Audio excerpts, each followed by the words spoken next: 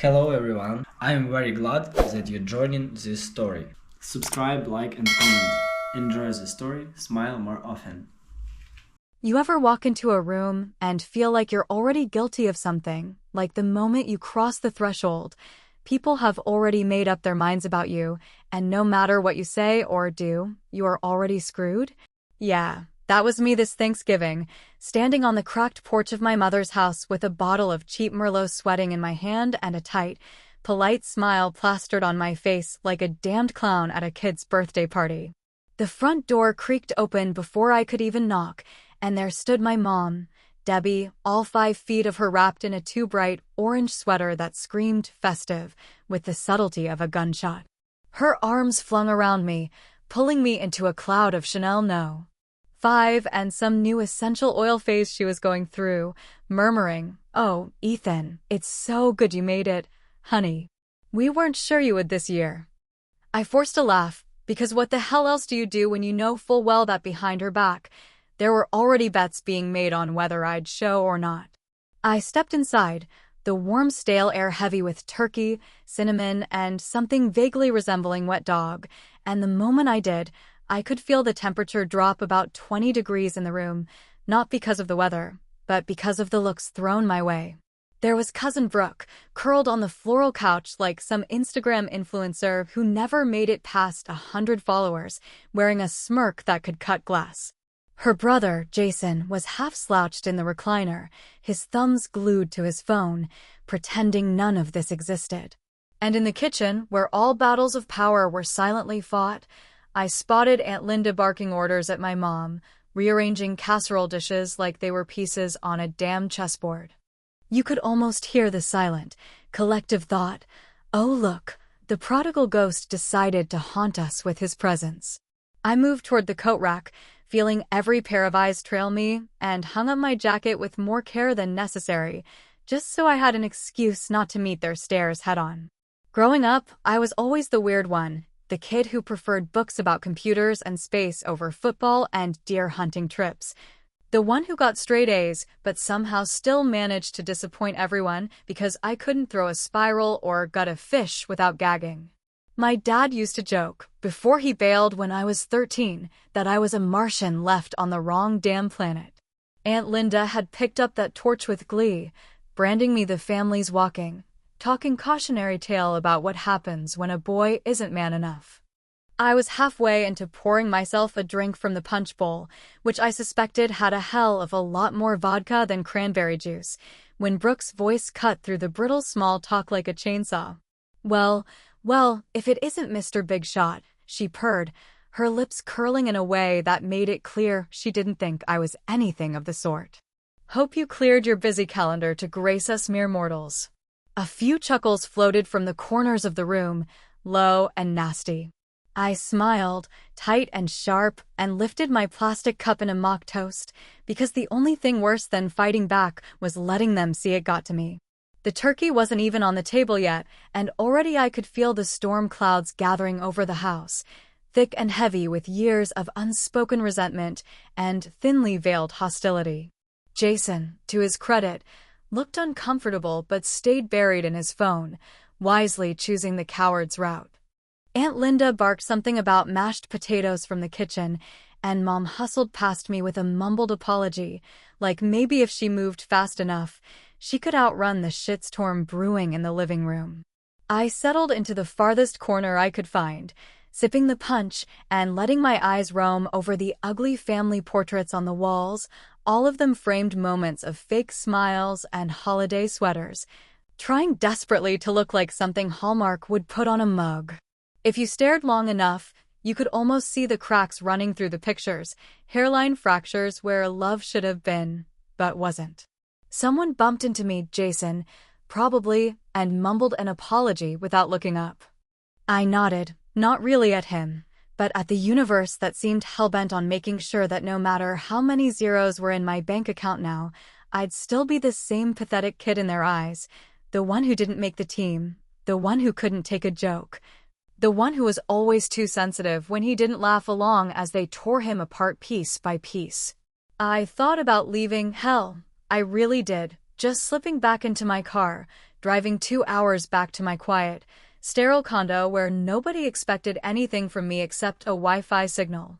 But then Mom caught my eye across the room, her smile trembling, her hands nervously twisting the hem of that godawful sweater, and I knew I was trapped.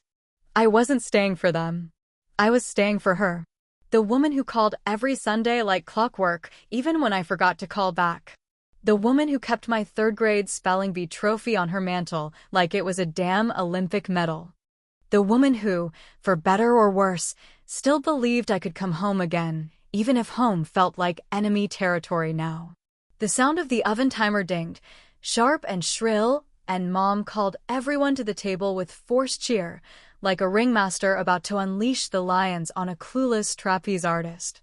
Plates clattered, chairs scraped, and I took my place at the long, battered table with the worn spots where years of elbows had rested. Aunt Linda took the seat at the head, naturally, and shot me a look that said, "Remember your place, boy." I smiled sweetly back, even as my gut twisted. As the plates were passed and the small talk turned into smaller talk, I could feel it building, that slow, grinding momentum towards something ugly. The digs started small, almost casual. Brooke asking if I still pretended to be busy traveling or if I finally got a real job. Jason tossing in a lazy comment about how working from home must be easy as hell. Uncle Mike, silent as a stone, just nodded along, the same way he had nodded along my entire life while Linda tore through me like a bulldozer through a flower bed. And I sat there, smiling, sipping, nodding, cataloging every little jab, feeling the edges of myself fray. Because they thought I wouldn't bite back. Because they still thought I was the same scared kid who just wanted them to like him. They had no idea. Not yet. But they would. Very, very soon. The thing about long tables at family gatherings is, they always feel a hell of a lot longer when you are sitting at the far end, wishing you were anywhere else, trying to survive with nothing but a half-empty glass and a fake smile stretched tight across your face like cheap plastic. Thanksgiving at my mother's house wasn't about gratitude anymore. Hell, it hadn't been for years. It was about survival, about who could throw the sharpest comment without drawing blood you could see, about who could pretend longest that everything was fine, even when the air was thick enough to choke on. Linda had taken up her position at the head of the table like a general surveying her troops, wine glass in one hand, fork in the other, wearing the smug look of someone who thought she was about to deliver a lesson the rest of us should damn well appreciate. She picked at her food with a kind of disdain that told you she wasn't here for the turkey or the stuffing or the lukewarm dinner rolls. She was here for the sport of it, and I was the unlucky bastard wearing the target. "So, Ethan," she said, drawing my name out like she was testing the taste of it on her tongue and not liking it much, "what exactly is it you do again? Something with computers?" The way she said computers made it sound like a disease you could catch from public restrooms, and not the reason I had built a career that let me take red-eye flights across continents and meet people she could only gawk at on television. Before I could answer, Brooke jumped in with a sugary voice that barely masked the venom underneath. "Yeah, wasn't it something about apps? Like those little games teenagers download for free?" She laughed like it was the funniest damn thing she had ever said, tossing her hair over her shoulder, her bracelets jingling like sleigh bells in a horror movie. Jason didn't say a word, just kept pushing his mashed potatoes around his plate like they might reveal a portal to another universe if he stirred them enough. I caught his eye once, and for half a second, I thought he might actually say something, might defend me, or at least tell them to knock it off, but then he looked away, cheeks flushing red, and I knew better than to expect backup in this war zone. I set my fork down carefully, methodically, feeling the weight of 100 Thanksgivings pressing down on my back, the ghosts of every insult swallowed, every smile forced, every bitter moment dressed up in cranberry sauce and polite laughter. I opened my mouth to answer, to explain for the 1,000th time that no, I didn't just play on the computer all day, that I had built and sold companies, that I had spoken at conferences most of them couldn't even spell, that my work funded scholarships and saved jobs and made a goddamn difference, but the words tasted rotten before they even hit the air, so I swallowed them down with a gulp of wine instead. Have you ever been the black sheep in your own family? The one everyone talks about when you leave the room, the one whose successes are somehow smaller, less impressive, easier to ignore because admitting them might mean admitting they were wrong about you all along? What did you do when they pushed you into that corner? Did you stay quiet, let it slide, let it eat you alive? Or did you fight back even when you knew the fight was rigged? I could feel the heat rising in my face, the tightness curling in my chest, but I forced another smile and shrugged, playing the game, because if there was one thing I had learned, it was that real power isn't about shouting louder. It's about making them wonder why you're smiling when you should be broken. Yeah, I said lightly, spearing a piece of dry turkey with my fork, something like that. A few apps. A few projects here and there. Keeps me busy. I didn't mention the last project had been valued at more money than most of them would see in their lifetimes. I didn't mention the award ceremony that had packed an entire New York ballroom with international CEOs. I didn't mention the contract waiting for my signature back at home, the one that would launch me into a league so far beyond them that Thanksgiving would be just a quaint little story I told at cocktail parties. Linda made a show of nodding, her earrings swinging like tiny wrecking balls, and turned to Jason with a laugh. You hear that, Jason? Maybe you should get into making those little apps too. Seems like anybody can do it these days. Jason chuckled half-heartedly without looking up, and I let it slide, because it wasn't his fight. Not really. He was just trying to survive the night same as me, even if surviving meant not lifting a damn finger when they carved me up like the turkey centerpiece. The conversation drifted into safer territory after that, talk of football games and Black Friday deals, and how the world was going to hell because kids didn't say, "Thank you" anymore. I nodded where appropriate, sipped my wine, and made a mental checklist of every little slight, every tiny cut they thought would go unnoticed. I could see Mom watching me from across the table, her smile stretched thin, her eyes worried, silently pleading for me to just get through it, to not make waves, to not ruin the one day she had everyone under the same roof. I hated that it still mattered to me, that after everything, a part of me still wanted her to be proud, still wanted to belong at this godforsaken table. The plates were cleared, the coffee was poured, and dessert was sliding onto the table when Linda struck again, casual as a snake slipping through the grass. You know, Ethan, she said, dabbing at the corner of her mouth with a napkin she had probably ironed for the occasion, you're lucky your mother still makes such a fuss over you. Some of us have real responsibilities. We don't get to just work when we feel like it and jet off whenever the mood strikes. It was so casually cruel, so perfectly placed, that for a moment, I genuinely admired it. She knew exactly where to press, exactly which nerve to hit. I took another long drink, setting my cup down slowly, carefully, feeling the glass vibrate slightly against the wooden table because my hands weren't quite as steady as I wanted them to be. I smiled again, tight, controlled, because what else could I do? Blow up and confirm every nasty thing they already thought about me? No, not yet. I would wait. I would play their game a little longer. Because the thing about long tables and longer memories is, sometimes the best revenge isn't loud. Sometimes the best revenge is letting them dig their own graves and handing them the shovel with a thank you. I leaned back in my chair, stretched my legs out under the table, and settled in. The night was still young, and the worst was yet to come. There is a certain silence that falls over a room not when someone has simply said something stupid, but when someone has said something so cutting, so wildly cruel and unnecessary, that even the people who usually laugh along find themselves swallowing hard and looking down at their plates. That was the kind of silence that slammed into the dining room the moment Aunt Linda opened her mouth and dropped her latest bomb right there between the green bean casserole and the sweating bowl of cranberry sauce. It was right after the second round of turkey had been passed around, greasy slices flopping onto plates already heavy with regret, when she leaned forward slightly, setting her wine glass down with a delicate little clink that somehow sounded like the cocking of a gun. Her eyes were fixed on me, bright and mean, glittering with the kind of satisfaction that comes from knowing you are about to make the kill shot in front of a live audience. "You know, Ethan," she said, her voice light, almost laughing if you didn't hear the razor's edge underneath, "we all think you're just pretending to be busy. You're not that important, sweetheart. You're just playing at being successful." There was a tiny clatter as Jason dropped his fork, the metal hitting the china too loud in the now dead silence, and Brooke let out a nervous little giggle that died halfway out of her mouth when nobody else joined in.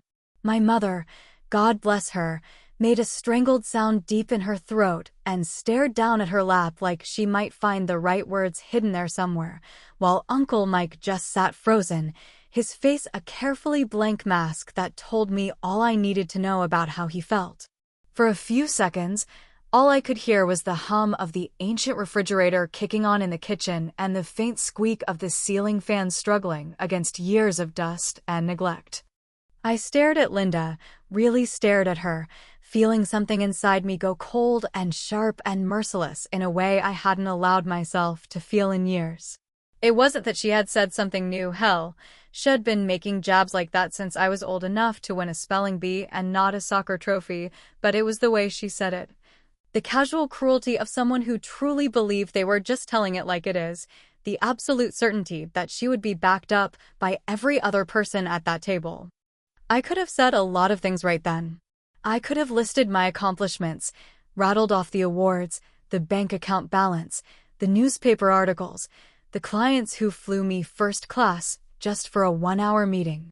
I could have torn her down, could have told her exactly how much smaller her world was compared to mine, could have spelled it out in brutal, simple words even she would understand.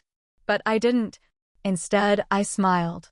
A real, slow smile that started at the corner of my mouth and spread until I could feel it pulling at the skin around my eyes, the kind of smile that says, "You have no idea what you just started." I placed my napkin carefully on the table, took one last sip of my wine, and stood up slowly, feeling every pair of eyes at the table drag along with me. I pushed my chair back under the table with a soft scrape and said, in a voice so calm it scared even me, "Excuse me for a minute." Without waiting for anyone to respond, I walked out of the dining room, down the short hallway lined with photos of better days, and into the guest bedroom that always smelled like mothballs and lavender, even though no one had stayed there in years. I shut the door behind me, leaned against it for a second, and let out a long, slow breath, feeling the anger and humiliation thrumming just beneath my skin like a second heartbeat. My laptop was still in my bag, tucked under the guest bed where I had thrown it when I first arrived, not thinking I would need it. Funny how the universe always seems to know better, lining up the ammunition long before you even realize you are about to go to war. I dragged it out, dusted off the few stray hairs clinging to the case, and flipped it open with a flick that felt way more dramatic than necessary, but hell, it felt good.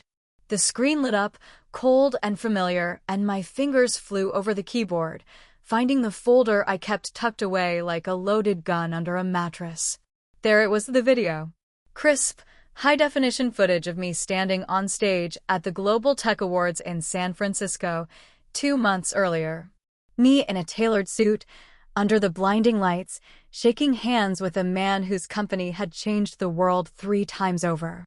Me, giving a short, half-shaky acceptance speech to a room full of the biggest names in tech, all of them clapping like I had cured cancer and solved world hunger at the same damn time.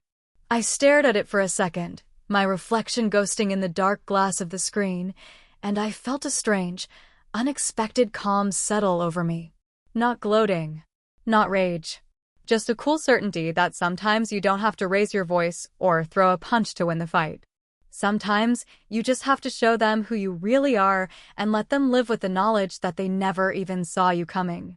I closed the laptop gently, tucked it under my arm, and headed back down the hallway toward the battlefield, the din of forced conversation leaking out of the dining room like smoke from a smoldering fire.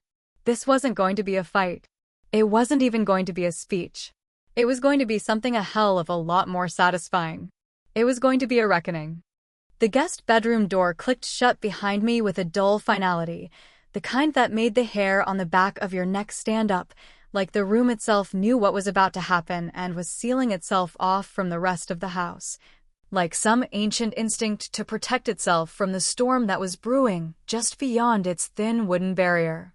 I leaned against the door for a long moment, the laptop heavy under my arm, and let my eyes drift shut, letting the familiar smell of musty linens and lavender oil wash over me, grounding me, pulling me back from the edge where anger was waiting, sharp and hot.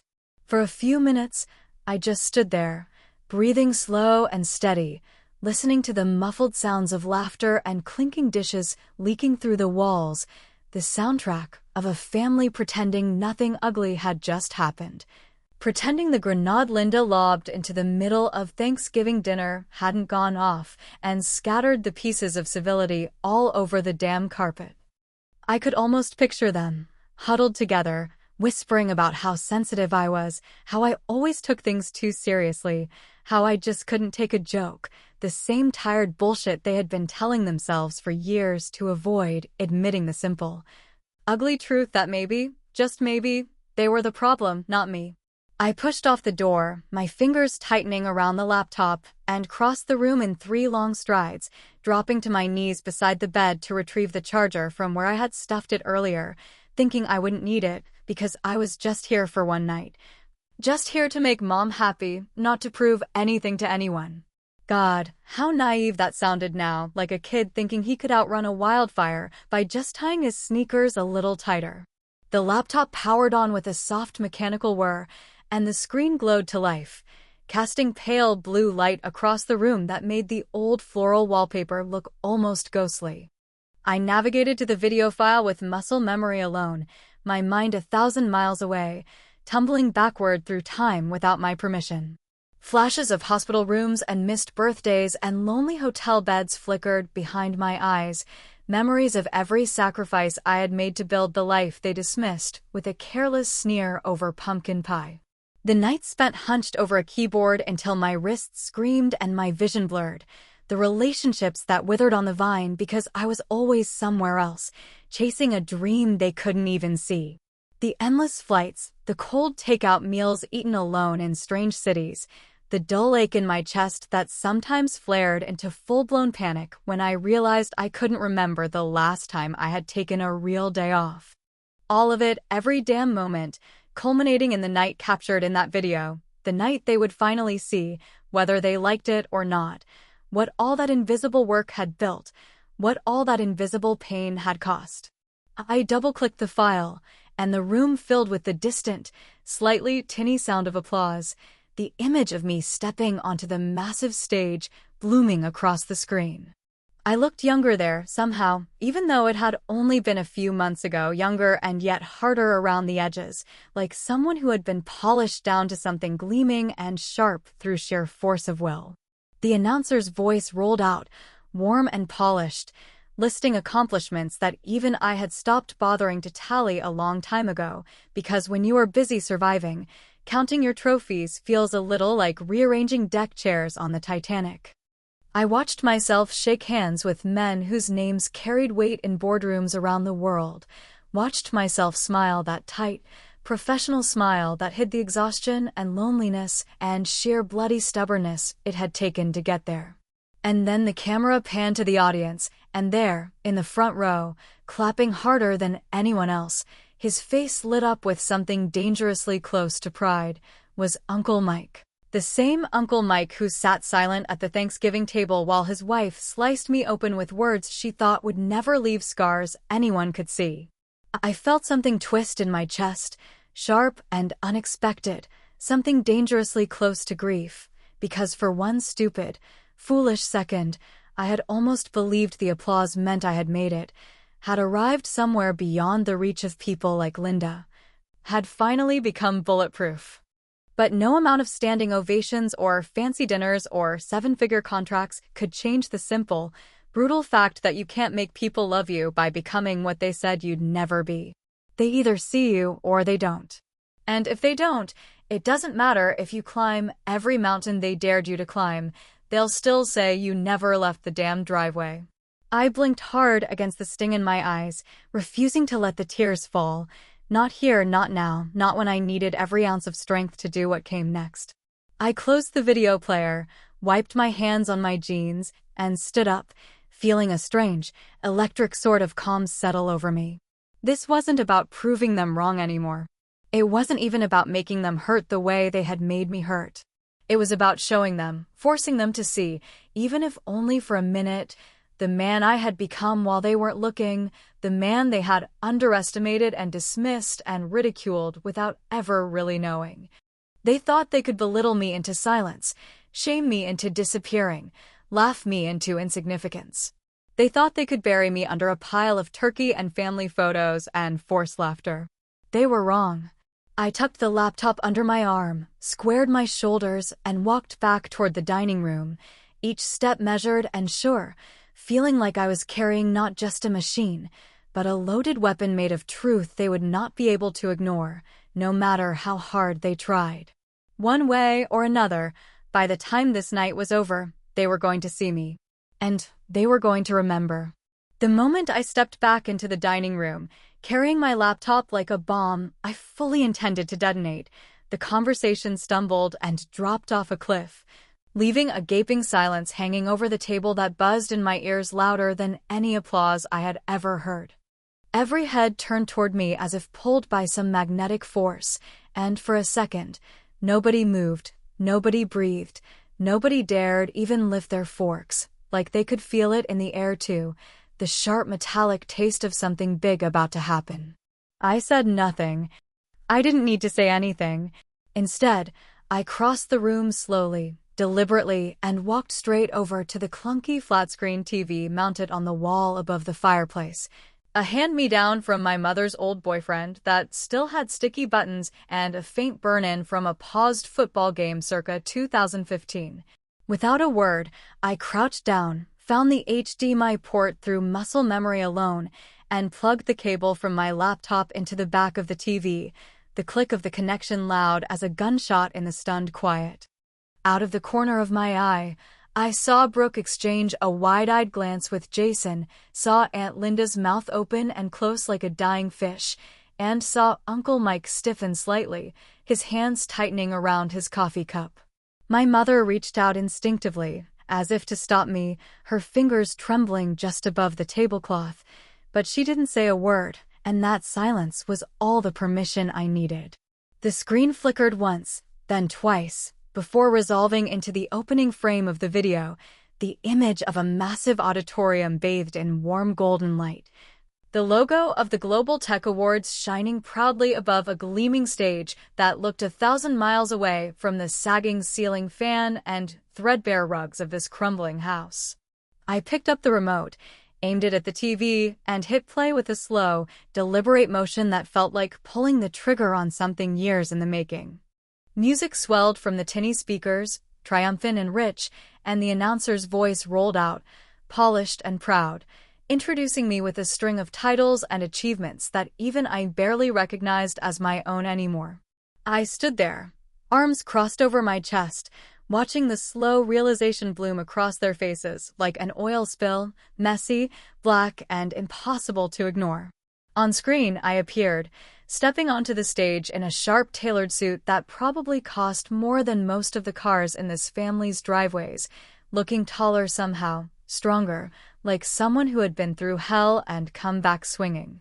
The camera swept across the crowd, catching glimpses of thousands of faces turned toward me, clapping and smiling and nodding with real, unfiltered admiration, the kind of raw approval that no Thanksgiving dinner table could ever manufacture or fake. I watched Aunt Linda out of the corner of my eye as she shifted in her seat, her face tightening with something that looked suspiciously like panic, though she tried to hide it by dabbing unnecessarily at the corner of her mouth with her napkin, as if she could wipe away the creeping shame that was starting to stain her carefully constructed facade. Brooke, normally so quick with a smirk or a snide comment, sat frozen, her mouth slightly open, her pie forgotten on her fork halfway to her mouth.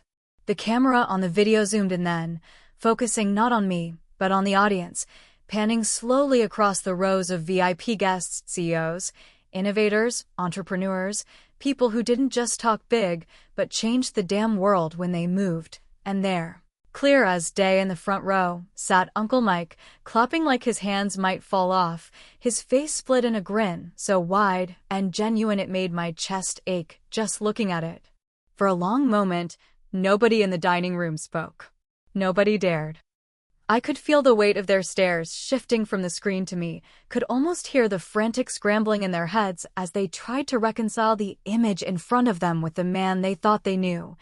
The man they thought they could belittle and dismiss over dry turkey and reheated dinner rolls. Linda was the first to crack, clearing her throat loudly, a brittle, fake little sound that echoed against the stone walls of her own crumbling kingdom.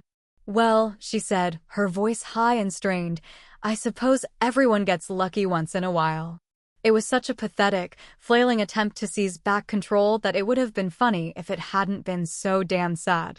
I turned to face her fully then, feeling years of swallowed anger and buried hurt and forced smiles crystallize into something cold and unbreakable inside me. "This isn't luck, Linda," I said quietly, the words dropping into the heavy silence like stones into deep water. "This is every night I stayed up working when you said I was wasting my time. This is every conference I flew to alone while you rolled your eyes. This is every sacrifice you laughed at because you couldn't see the payoff fast enough to suit you." I didn't yell. I didn't need to. The truth was louder than any anger I could have thrown at them. For a few seconds, nobody moved. Then Uncle Mike, sweet, silent Uncle Mike, who had let Linda run her mouth for decades while he faded into the wallpaper, set his coffee cup down with a soft clink, looked me straight in the eye, and said in a voice low and rough with something dangerously close to emotion, "We saw it, Ethan. Some of us saw it. We just didn't know how to say it." The words hit me harder than I expected, slicing through the armor I had carefully built up over the years, and for a wild second, I almost laughed, because of course they had seen, of course they had known on some level, and it didn't matter. It had never mattered. Knowing and admitting were two very different things, and most of them had chosen cowardice, because it was easier than confronting the parts of themselves they had buried under judgment and ridicule. I nodded once, sharply, because what the hell else was there to say? I wasn't here for apologies, wasn't here for forgiveness, wasn't here for some Hallmark movie ending where hugs were exchanged and lessons were learned and the turkey was carved with fresh smiles. I was here to show them the truth. And the truth was playing in high definition on their battered old TV, bigger and louder and more undeniable than any excuse they could dream up to make themselves feel better. I didn't say another word. I didn't need to. I just stood there, arms crossed, watching as my family squirmed in their chairs, trapped by the weight of their own smallness, while the sound of 1,000 strangers clapping for me roared on, drowning out every lie they had ever told themselves about who I was and who I would never be. The applause from the television finally faded into a dull, trailing echo, but the silence it left behind in the dining room was louder than any standing ovation I had ever heard. I stood there with my arms crossed, breathing steady, while my family sat frozen around the long battered table, plates pushed away, cups half raised but forgotten. The entire room locked in a stunned paralysis, like the aftermath of an explosion no one had seen coming. Aunt Linda was the first to move, her hands fluttering nervously over her wine glass, her mouth working like she was trying to find a way to spin this, to claw back the narrative slipping through her fingers faster than the cheap tablecloth under her elbows. She let out a tight, breathy laugh that sounded like a balloon deflating in slow motion and said, "Well, I mean, obviously, Ethan, we're proud of you. Of course we are. We just, we tease because we love. You know how families are." The words hit the table like wet paper darts, pathetic and flimsy, and for a moment I just stared at her, not bothering to hide the disbelief on my face, because if there was one thing Linda couldn't stand more than losing, it was being caught in the act without a good excuse lined up and ready to go. Brooke shifted in her seat, arms crossed tight against her chest, scowling at a spot on the table like it had personally offended her, while Jason kept his eyes locked on his phone, probably praying to whatever gods he believed in that he could disappear right through the screen. Uncle Mike, who had been silent for so long that he might as well have been part of the furniture, suddenly pushed his chair back with a screech that made everyone flinch. He stood up slowly, his face red and his jaw clenched, and for a second I thought he might storm out too, the way Brooke was clearly itching to do. Instead, he turned to Linda, and when he spoke, his voice was low and rough and shaking with a kind of anger I had never, not once in my life, heard from him before. "Maybe if you weren't such a damn bully all the time, you'd have seen what he's been doing," he said, the words dropping into the silence like bricks through glass, shattering whatever thin veneer of normalcy was left hanging over the table.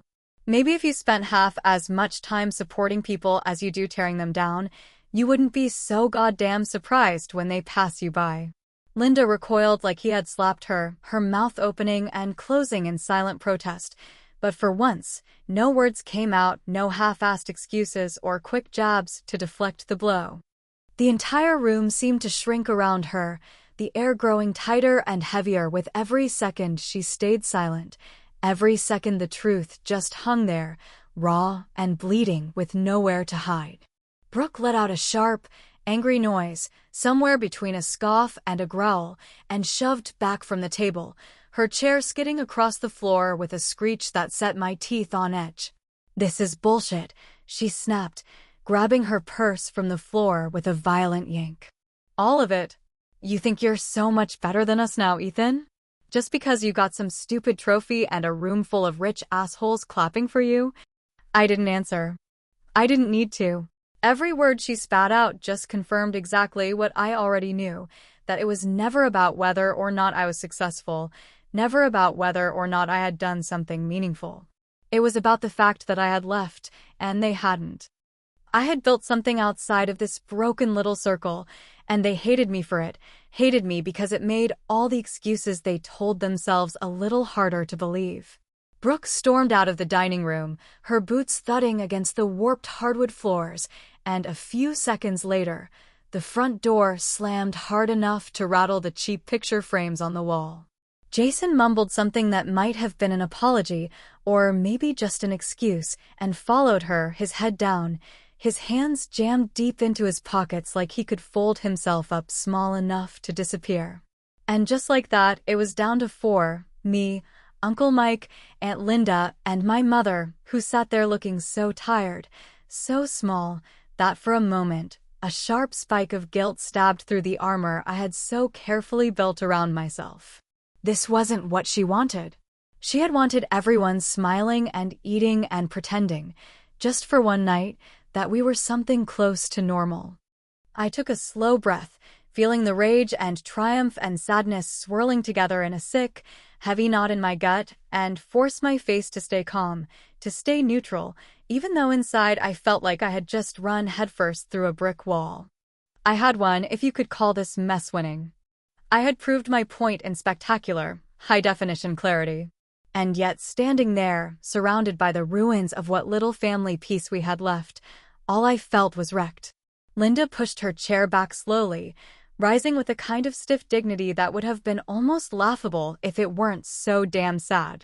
She didn't look at me, didn't even glance my way as she gathered her purse and her coat and made her way to the door, her heels clicking sharply against the floor, each step a tiny declaration of surrender she would never, ever admit out loud. Uncle Mike stayed behind for a moment longer, his hands shoved deep into the pockets of his slacks, his face shadowed with something complicated and heavy. He met my eyes and gave me a small, almost imperceptible nod, the kind that says more than words ever could, and then he turned and followed his wife out the door, leaving me alone with my mother and the wreckage of everything I had ever wanted from them. For a long time, neither of us spoke. The TV screen flickered silently behind me, the last frame of the awards ceremony frozen in place, the triumphant image now somehow absurd against the sagging walls and the half-eaten plates of food. I sat down slowly in my chair, suddenly so exhausted I felt like I might collapse right there into the mashed potatoes and buried my face in my hands. Winning shouldn't feel this much like losing. But it did. God help me, it did.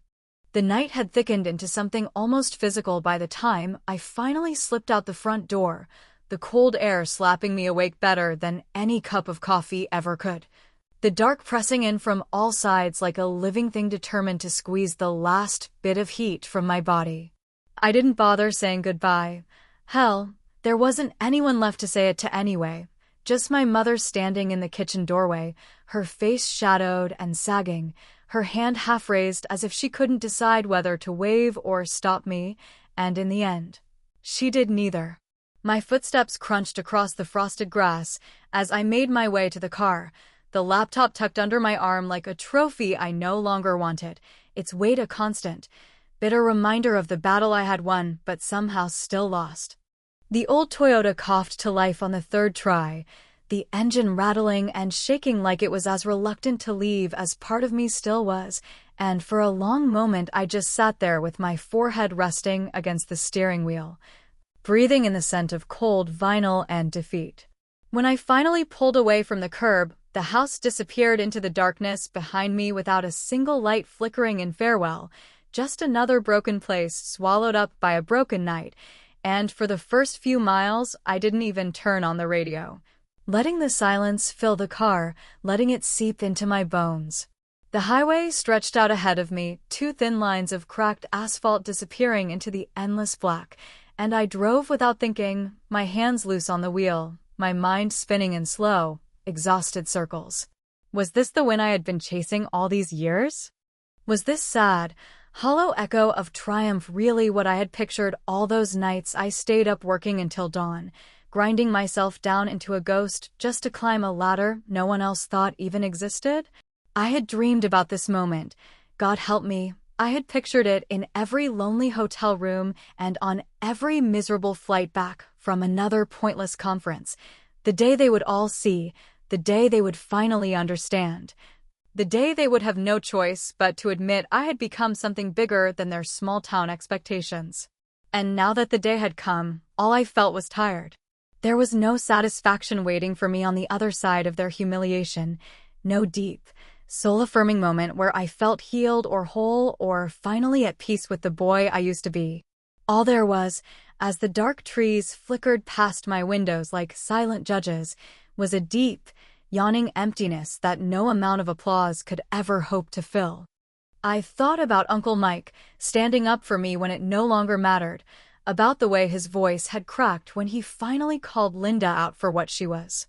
I thought about Brooke, storming out of the house like a wounded animal, spitting venom because it was easier than admitting her own choices had left her stuck.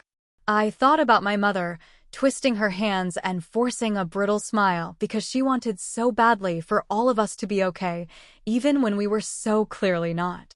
And somewhere deep inside me, in a place I didn't want to look too closely at just yet, I thought about the part of me that had wanted their approval so badly, had needed it like oxygen, had built an entire life around the desperate, aching hope that if I just got big enough, loud enough, successful enough, they would finally look at me and see something worth loving. Maybe the family had never really been the enemy. Maybe the real enemy had been that small, broken part of me that kept trying to buy their love with trophies and titles and bank accounts, the part that thought if I just worked hard enough, sacrificed enough, suffered enough, I could finally cash in my pain for their acceptance like some screwed-up kind of prize. The phone buzzed against the center console, making me jump in the stillness, and I glanced down to see an unknown number flashing across the screen, the digital glow casting eerie shadows across the dashboard. I let it ring, watching the little icon pulse and blink until it faded away, leaving nothing behind but a deep, ringing silence that felt heavier than before. I wasn't ready to talk to anyone. Not yet. Maybe not for a long time. The miles slid away under my tires, the road unwinding in front of me like an endless black ribbon, and somewhere around the county line, I finally cracked the window, letting the cold night air flood the car, sharp and punishing and somehow exactly what I needed. I breathed it in deep, letting it scrape the inside of my throat raw, letting it remind me that I was still here, still moving, still alive, even if I didn't feel like much of anything anymore. Maybe this wasn't the win I had imagined, but it was the truth, and maybe that was enough for now. Maybe the real victory wasn't in proving them wrong, but in finally understanding that I didn't need to prove a damn thing at all.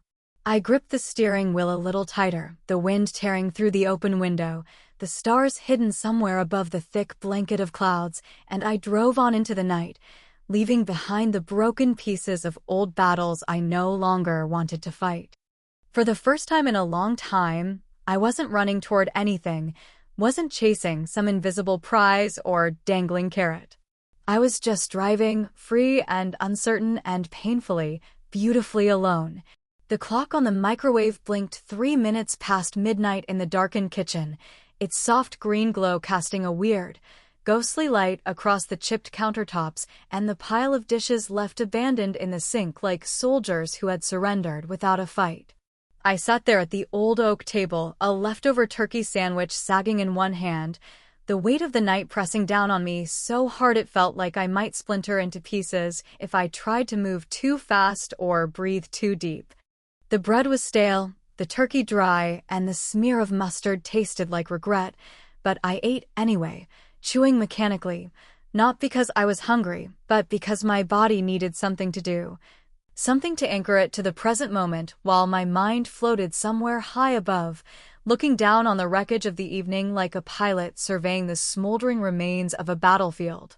The laptop sat open in front of me, the award video paused on the first frame, and for a long time, I just stared at it, feeling absolutely nothing. No pride, no anger, no satisfaction, no shame, just a vast, yawning emptiness that stretched out inside me so wide and so deep it felt like I might fall into it and never find my way back out. Hours ago, that video had felt like a weapon, sharp and righteous and powerful enough to cut through years of silence and doubt. Hours ago, it had felt like a victory parade, a gleaming trophy held high above my head, while the people who had doubted me were forced to watch and clap and squirm in their seats. Now it was just another digital relic, another hollow monument to a war that no longer mattered, flashing meaningless images across a scratched laptop screen while the real world ticked steadily on without a second glance. The truth of it settled in my gut like a stone I couldn't swallow or spit out. The applause had ended the minute the screen went dark, and the people clapping had gone home to their lives, their families, their own battles, never thinking about me again. Whatever validation I thought I would find in their cheers had evaporated the second I realized they were clapping for a version of me they didn't even know, a sanitized, polished mask of success that bore little resemblance to the bruised, bleeding thing still beating inside my chest. The house creaked and shifted around me, old pipes rattling in the walls, the refrigerator humming to itself in the corner like some tired old song no one wanted to hear anymore.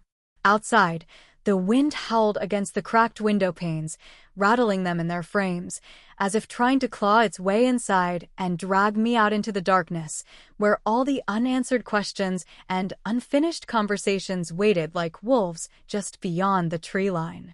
My phone buzzed against the table, a tiny burst of life in the heavy stillness, and I glanced down at it without much interest, expecting a promotional text or some spam email about Black Friday sales that didn't matter anymore. Instead, it was a single message from an unfamiliar number, though I recognized it immediately after a second of staring. Uncle Mike. Proud of you. Always have been. 6 words. Just 6 simple words that hit harder than any screaming argument or tearful apology could have, slicing through the numbness and landing somewhere deep inside me where things still mattered, where the boy I used to be still sat waiting for someone to notice he had never stopped trying. For a long moment, I just stared at the message, my thumb hovering over the screen, feeling 1,000 responses well up in my chest only to die before they ever reached my fingers. I could have written back something simple, something polite, something grateful. I could have picked up the phone, called him right then and there, let the words spill out, cracked the door open to something resembling forgiveness or reconciliation. But I didn't. Instead, I set the phone back down on the table face down, the message still glowing unseen on the other side, and leaned back in my chair, letting my eyes drift shut, letting the weight of everything I wasn't ready to say yet settle around me like an old, familiar blanket. Funny thing about respect. Sometimes you have it all along, tucked away in corners you stopped looking at years ago, hiding in the eyes of people too scared or too stubborn or too proud to say it out loud. Sometimes it grows quietly in the dark, unnoticed, until one day it's standing right in front of you, holding out its hand with a smile you're too damn tired to return. By the time you finally notice it, by the time you realize it was there all along, you're already too worn down, too hollowed out, too far gone to care. I finished the last bite of my sandwich, washed it down with a swallow of lukewarm tap water, and stared out the kitchen window into the endless, swirling night, wondering how many other battles I had fought and won only to find nothing waiting for me on the other side. The laptop screen flickered once, then went black, the battery finally giving out, and for the first time that night, I felt something like relief. No more trophies. No more speeches. No more chasing shadows that wouldn't stay still. Just silence. And maybe, somehow, that was enough.